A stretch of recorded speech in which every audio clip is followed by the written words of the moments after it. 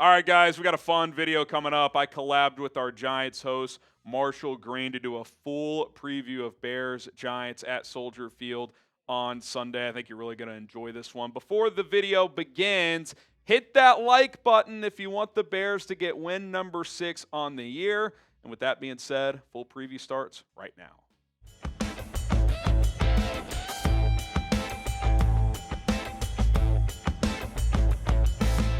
All right, guys, we got a fun one for you today. Harrison Graham of Bears Now. He's Marshall Green of Giants Now. Bears, Giants, Soldier Field on Sunday. Two teams going in opposite directions, Marshall, as both teams have young quarterbacks. Giants feel like maybe they're in the spot where the Bears were last year. I was going to say that. You got a fun young quarterback and maybe a coach and potentially a GM on the way out. Bears starting to figure things out with Ben Johnson as well. Excited to do this. Should be a fun game on Sunday. At least, if nothing else, Dart's been fun to watch for the Giants this year. Yeah, look, he's been the bright spot of the season. He actually had a quote saying he's been looking forward to playing the Chicago Bears and playing at Soldier Field due to all the history that's been there. But I thought you hit it nail on the head. The Giants are kind of in the similar situation that the Bears were last year, and I've referenced it a couple of times on my show. Probably a year ago, it's like you don't want to follow kind of the path the Bears have of draft a quarterback, fire a head coach, so on and so forth.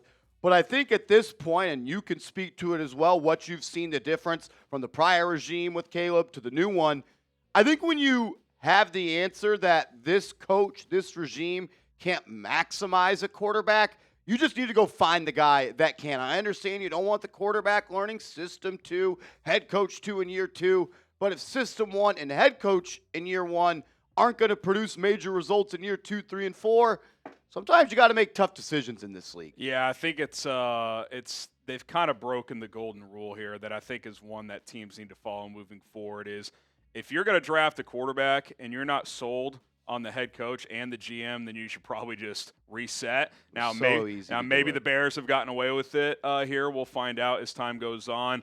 I want to circle back to both these quarterbacks and the Joe Schoen, Brian Daboll situation. But as we kind of get into this preview, let's hit some injury news real quick off the top, and then we'll dive into both these teams a little bit more. It's been busy for the Bears really all year, Marshall, especially defensively. Looks like TJ Edwards, who's been good since he's been back at linebacker, retweaked that hamstring. He did not practice today. I was told by a source that that situation might be worse than people think. So we'll see how the injury report progresses throughout the week. We're filming this Thursday morning, so all these injury notes are from the Wednesday report. So keep that in mind for both Giants and Bears fans watching. But a lot of guys banged up. Jalen Johnson's been out all year.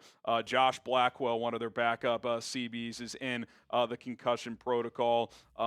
Luther Burden should be coming back this week. He had a concussion last week. Cole Kmet was concussed last week. He was limited yesterday, so maybe this is a rare case where he's able to play in the next game. But a lot of injuries, and the defense has been struggling as it is, Marshall. So from a Giant standpoint, could be an opportunity to generate explosives. Joe Flacco threw for 470 last week against this Bears defense. So we'll see if Brian Daboll can find some answers there. They don't have T. Higgins and Jamar Chase, but I can see we got a little Jordan Humphrey and Ray McLeod, though. Hey, Darius Slayton, really good contract there for the Giants. Why don't you tell us what's going on with the Giants injury report? Yeah, it's pretty loaded as well, and some star power out for the Giants. Paulson Adebo has missed the last 2 games due to a knee injury, did not practice on Wednesday, and kind of what we've learned is if you don't practice on Wednesday, you're probably not going to play. Also, Jermaine Eluemunor did not practice after missing last week's game. So potentially he could be out again. If he is, it'll be the rookie Marcus Beaux at right tackle. I thought he looked all right last week. There were some snaps he looked like a rookie, and there were some snaps that showed, well, maybe this guy should have been a second-round pick, some limitations with the arm length and the strength. But I do think that is a player that maybe can turn into a down-in, down-out starter down the line. Of course, Gano on the Giants injury report yet again, this time with a neck injury. We'll see what they do there. John Michael Schmitz, their center, got hurt in the game last week. Austin Schlottman filled in. He's actually done a pretty good job. He's had to start a couple of games. I had heard JMS was in a walking boot, so not good stuff there. Darius Muasau was starting inside linebacker. He did not practice The Giants are pretty beat up there. I expect all the guys that are limited, though, to play. That means you're getting back Cordell Flott, who's been pretty good. Third-round pick out of LSU entering year 4. Theo Johnson's probably going to play. Drew Phillips should play. And the Giants, they're low on talent. Some of their guys are hurt, but you're getting a little healthier in the secondary. Jevón Holland missed the last 2 games. Hopefully he can come back and make an impact because this secondary, it's in bad shape, as well as the entire defense. They can't stop the run at all. Yeah, I want you to, as we get to the Bears offense versus the Giants defense, and then we'll flip it there. Why is this Giants front four? Oh, it's been good. I think you would agree it has not lived up to what, A, the investment was, and B, what the hope was. What do you think is holding that group back? I know Brian Burns is leading the NFL in sacks, but is this a Shane Bowen issue? Is this a guys not living up to their potential issue? Why is this talented front four with Dexter Lawrence, Brian Burns, Abdul Carter, who has some misleading stats. He's had a good pressure rate this year. Kayvon Thibodeau, obviously. Why has it not lived up to being one of the most dominant units in the league? Yeah, I think it's a combination of all of those things. Dexter Lawrence is having his worst year in the league since he had that breakout year 4 or 5 years ago. And not that Dexter Lawrence has been bad, but he set the bar so high, he's just not living up to that at this point. The Giants have been able to create pressure at times, but they're not exotic in the ways that they do it. They will literally just line 4 guys up on the line of scrimmage, and it's like, hey, go and get them. So they've been able to win at times. Brian Burns, if the Giants weren't 2-7 or 2-8 or whatever they are at this point, he might have a chance to win Defensive Player of the Year. And they just haven't been able to put it all together. Like, I'm not worried about the pass rush. I still think that's a spot the Giants can still win at. It's stopping the run, and it's the entire front 7. The Giants' interior defensive linemen, they can't get off blocks. Prior to the San Francisco 49ers game last week, teams were averaging 7.9 yards per rush outside the tackles. The worst in the National Football League, a yard more than the 31st best team. So if Kyle Monunga, I saw Swift maybe coming back this week as well. That's where they're going to look to run the football. I don't blame them. Brian Burns kind of said this week, I'm no longer looking at it as a challenge. I'm looking at it as an opportunity. Been really impressed with him as a player and a leader. But, yeah, everybody else just needs to step it up. The inside linebackers, the safeties don't fit the run well. This is a defense that's top 5 highest paid, Harrison, and they are bottom 5 in production. And I know it's easy to blame the coach. I don't think he's very good at his job. I think he leaves a lot of meat on the bone, but I also feel like at some point the accountability has to fall on the shoulders of the players as well. Yeah, I mean, I think it's fair to say Dexter Lawrence isn't having a great year. And as far as the Bears go, you would think that Ben Johnson's going to keep leaning into this run game. It's been so productive since the bye week. The first month of the season, they were bottom 10 in pretty much all running categories. They are now second in the NFL in yards per game, which shows how good they've been since the bye week. Yay. Ben Johnson dialing things up. Kyle Monunga had his breakout game last week with DeAndre Swift's sideline, 176 yards rushing, 6.8 a clip. Physical runner, Marshall, over 120 yards after contact in that game against a bad rush defense, and going up against another bad rush defense this week. I would expect that to continue. It'll be interesting to see if they play Swift this week, because they might look at this matchup and say, this is an opportunity to give him another week off, let that groin fully heal. That's kind of where I would lean. Now, he was limited yesterday or on Wednesday, so we'll see what he does throughout the week. He's been pretty good since the bye week as well. They kind of got their own thunder and lightning thing going now, with Monunga as that physical presence and Swift as that outside the tackles runner. So to your point, I mean, I think they're going to be run first, set up the play action off of that, which is when they've been at their best this year. And that's an area Caleb Williams, by the way, has really improved this year, is the under center play action game. Ben Johnson has really challenged him to work on that in his game, because he didn't do it in college. Last year they didn't have him do it much, and this year, a lot of their explosives, which the Bears lead the NFL in explosive plays this year, that's 10-plus yard runs, 20-plus yard throws. A lot of the ones in the pass game are under center play action, dial-ups, and Caleb Williams has been pretty good in that area. He still is a bit of a work in progress. The accuracy issues are still not fully resolved, but one area he's making up for it is he's generating a lot of explosives. So you'll deal with some of those misses if you're getting the big plays, and the Bears have certainly been getting those really all season long. I was going to ask you, when the Bears offense is clicking, what does it look like? You answer all those questions. I'm worried about this game from a Giants perspective. If you can't stop the run, you can't stop anything. And with the play-action game working like it is for the Chicago Bears, Giants fans, I'm going to be honest, I don't feel good about this one. The only hope I have is the Bears defense plays a similar game like they did last week against the Bengals, but even then, what did you put 47 points against them? So I'm not feeling too good about it. You guys sound off in the comment section for us. Who do you got winning this football game? Is it the Bears? Is it the Giants? Sound off down below. Yeah, let us know in the chat, and we'll tell you a little bit about PrizePicks coming up, get into some X Factor, some other thoughts on the other side of this break. But the hard-hitting football action is even better with PrizePicks. The weather might be changing, but the feeling of being right never gets old. So keep the season rolling on PrizePicks by getting $50 instantly in lineups when you play your first $5. It's very easy to navigate the PrizePicks app, as you can toggle by sports and then specific stats as you start to make your lineups. You just pick more or less on stat projections for 2 to 6 player lineups, and if you hit, you win money. On PrizePicks, how you play is up to you. If you want flexibility, choose Flex Play, where you can get paid even if one of your picks misses. And if you want the biggest payouts, go for the Power Play. No matter how you play, PrizePicks is a great way to put your takes to the test. Couple of players in this matchup. I took the more on both quarterbacks. To the discussion we're having, Caleb Williams has been playing better each and every week. 227.5 against a bad Giants defense. I like the more there. And I don't think Jackson Dart's throwing for 470 like Joe Flacco, but I think 200 plus is on the table. I took the more on that as well. $20 entry to win $55. Download the PrizePicks app today. Use our code CLNS to get $50 in lineups after you play your first $5 lineup. That is code CLNS to get $50 in lineups after you play your first $5 lineup. PrizePicks, it is good to be right.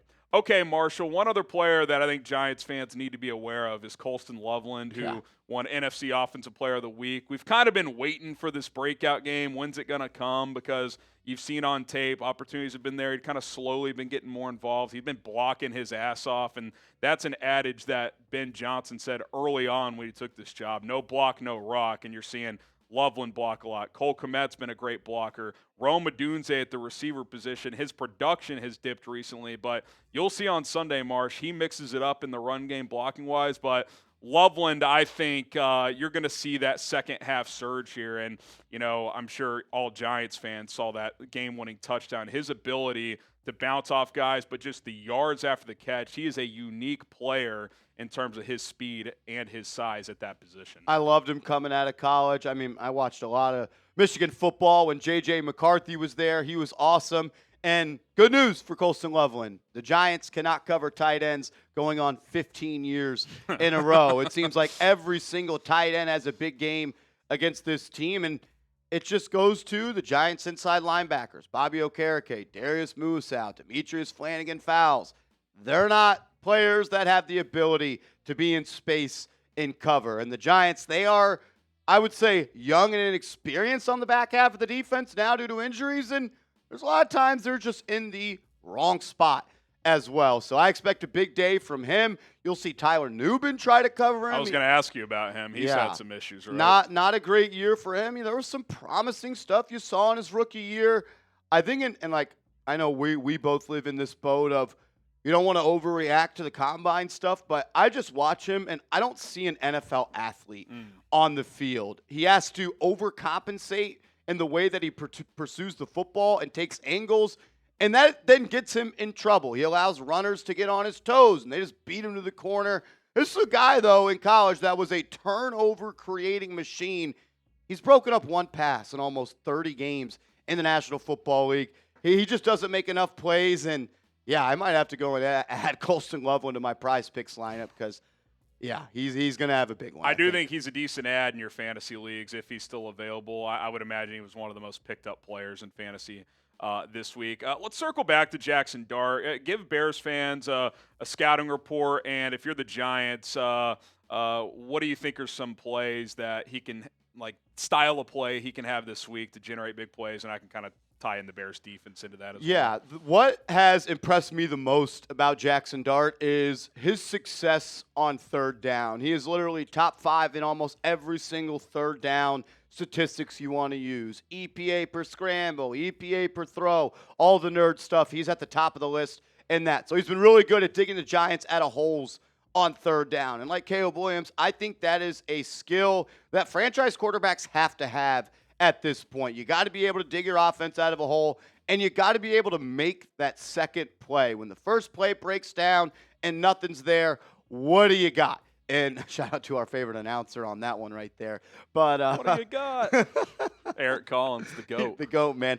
Dart is extremely good at scrambling, but we've started to see teams, Harrison, kind of use that muddy rush type of style where it's like, yeah, we're trying to get home, but we're also just trying to keep him in the pocket a little bit more. Last week, I didn't think he saw the field all that well in the first half. A lot of zone coverage from the 49ers, so maybe the Bears go and watch that tape and implement some more zone coverage this week. But he throws a good deep ball. He works over the middle of the field well. Last week, he really worked well in the quick game. I thought, though, sometimes he should have held on to it a tick longer to try to throw the ball down the field.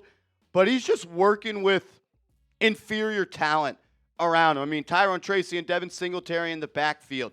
Theo Johnson and Daniel Bellinger at tight end. Wan'Dale Robinson and Darius Slayton as your wide receiver 1 and wide receiver 2.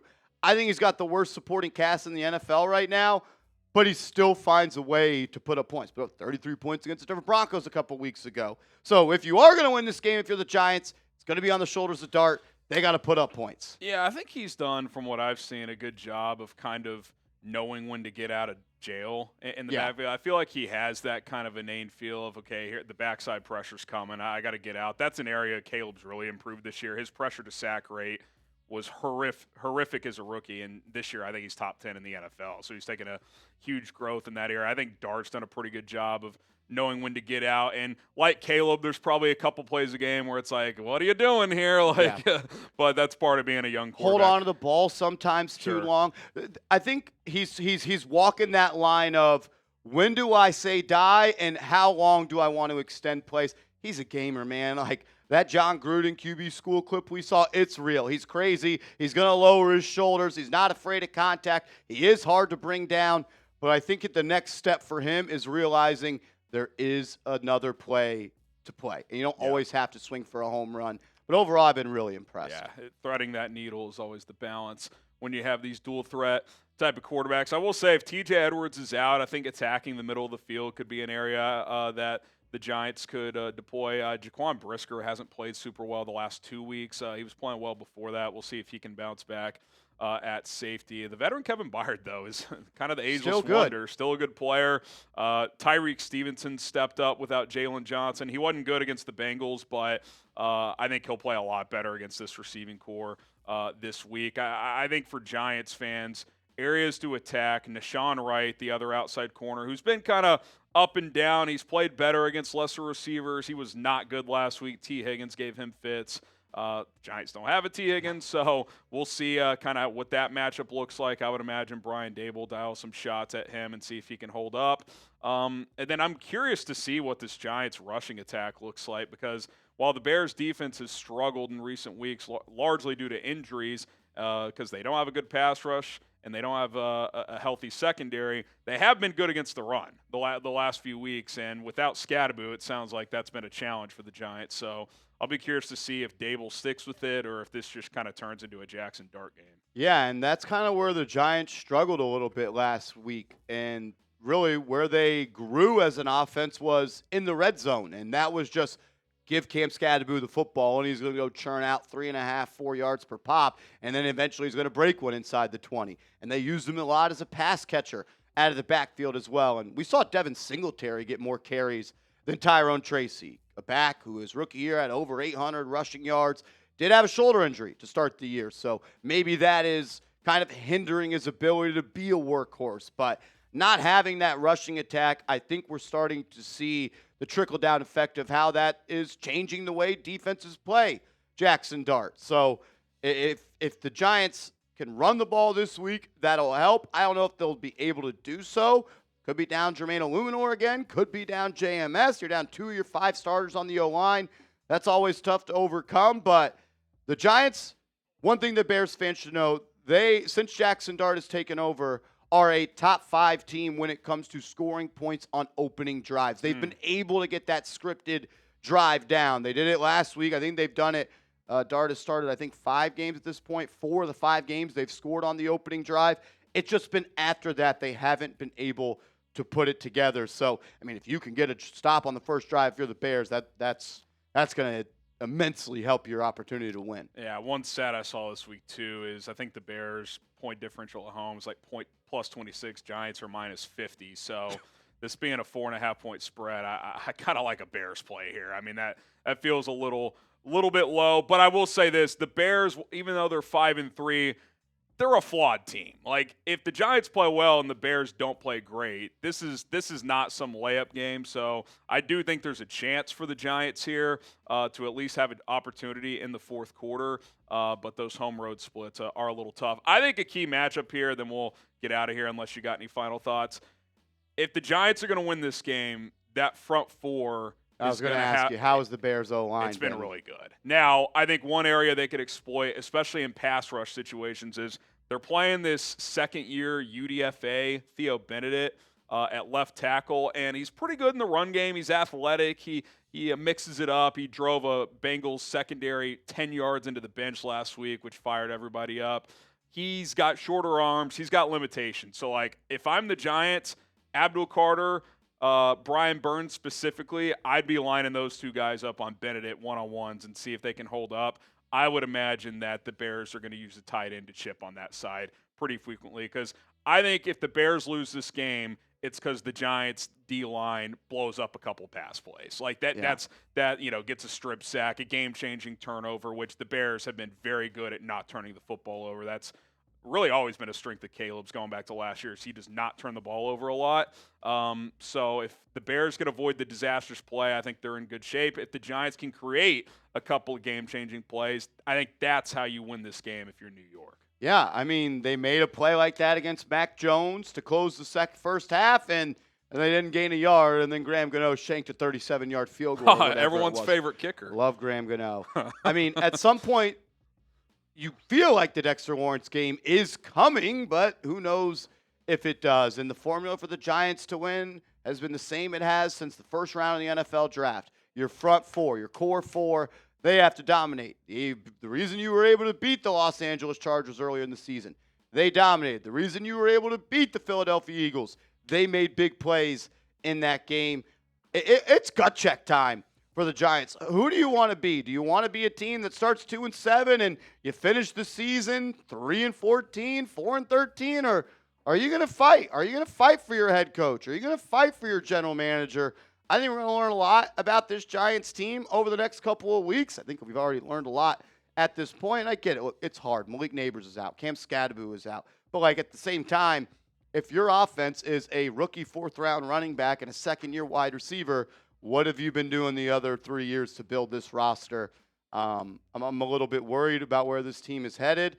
And I guess I'll just end it with this. What would you say, Harrison Graham, to Giants fans that believe you can't fire Brian Daboll because Daboll is Dart's guy? Dart is Daboll's guy and all that jazz. Well, I think it was probably a mistake to keep these guys last year, then allow them to draft a quarterback. Here's what I will say. They didn't take him like first overall. It would be disastrous if they took him 3rd and they were going down this path. They took him 25th. If they're not good enough, they're not good enough. You have to get them out. So I don't think that you keep a guy just because, we don't want to. Well, if you don't think he's any good, you don't think he's any good. Like, you can't go back in time and fix that mistake from last year. I said this about the Bears. Like, they should have fired Eberflus after the second year. Well, you can't change it. You found Ben Johnson. That's going pretty well. So if you find your own version of Ben Johnson, if you're John Mara, then it'll be fine. And ultimately, if Dart's good enough, it'll work out. So that's what I've reached. He's good enough to where he doesn't just need Brian Daboll. And Brian Daboll isn't the only guy that loves Jackson Dart at this point. I get peppered with Lane Kiffin questions. I'm like, guys, there's more than 2 people walking this earth that would love to coach Jackson Dart at this point. Yeah, you can find someone, and obviously you got to find the right guy. That's what it comes down to. But I would think that coaching candidates would be intrigued by that job. You got a talented defensive front. I think the O-line has some building blocks with Andrew Thomas. I don't know if JMS is the long-term piece there, but you've got Eluemunor, who I would re-sign. I think he's been pretty good. And then you have a quarterback that I think is outplayed what people thought he could do in Jackson Dart. So if they don't think Daboll's the answer, I think Dart's shown enough to respective head coaching candidates that you could find whoever the next Ben Johnson is, or just a solid head coach. So we'll see what the Giants end up doing there. But to your point, like, it's kind of now or never if Daboll's going to keep his job. Like, if they stumble to 4-13, it's kind of hard to justify. And what's the difference between 4-13 and 6-11? Yeah, I mean, there's 5 context. If Dart is just playing unbelievably well with this supporting cast, would you consider keeping it? But again, it's like, well, then he's probably just good enough regardless of who the coach is. I mean, if you put together a highlight reel of Jackson Dart's 20 best plays, 16 of them are out of structure, creating the second play instead of just hitting his back foot and delivering a seed because, one, guys aren't open, and two, you don't really have the personnel for them to get open at this point. Yeah, it's not really scheme-driven. Yeah. To your point there. All right, you got a prediction for us as we get out of here? I can go first while you're thinking. I'll go Bears 27, Giants 17. I'm going to go a little higher but similar, 34-24. I think the Giants will make some plays. I do think this Bears defense will play better just based on opposition personnel alone, especially at the receiver position. But I like 34-24. I think the Bears cover. And this is a critical game for Chicago because the schedule really ramps up after this. So you got to get to 6-3. Still have the Packers twice. Still have the Lions again. Have the Vikings again. Have the Eagles on the road. The Niners on the road. So if they're going to make a push to be a wild card team, or who knows, maybe in the division, got to beat the Giants at home. All right, guys, this was a lot of fun. If you want to see what's going on with Marshall, if you're a Bears fan, he hosts our Giants channel, Giants Now. Go subscribe over there. You can find me here on Bears Now. This video is going on both channels, obviously. We'll see what happens on Sunday. What time are you going live?